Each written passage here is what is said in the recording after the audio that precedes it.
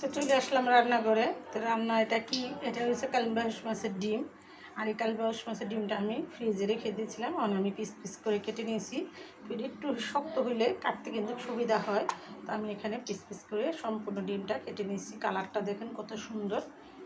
এখানে নিয়েছি আমি আদা রসুন পেস্ট, আর এখানে হলো লাল মরিচের পেস্ট। এটা আমি আগে ব্লেন্ডার করে রেখেছিলাম, সেটা আমি দিয়ে রান্নাটা করব, আর সম্পূর্ণ ভিডিওটা আপনাদের সাথে শেয়ার করব। দিয়ে দিলাম 1 চামচ হলুদের ফাঁক দেব, সম্পূর্ণ আদা রসুন বাটাটা এখানে দিয়ে দেবো।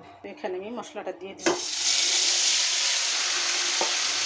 মশলাটা তেলে ভাইজা নিব। যেহেতু আমার এখানে আদা রসুন বাটা আর মাছটার মধ্যে কী কী মশলা দিলাম, আদা রসুন বাটা, শুকনো মরিচ বাটা, হলুদের ফাঁকি, মরিচের ফাঁকি, এগুলো দিয়েই রান্না করলাম।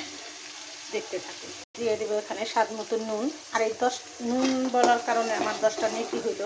আপনারা যারা লবণ খান আর আপনারা অবশ্যই নুন বলবেন। নুন বললে 10টা নেকি কামানো যাবে। তো রান্না করতে এসেও যদি আমি 10টা নেকি হাসিল করতে পারি, তাহলে তো এটা সবার জন্য ভালো। তো আমি এখানে মশলাটা কষানোর জন্য আমি কিছুটা পানি এখানে দিয়ে দিব।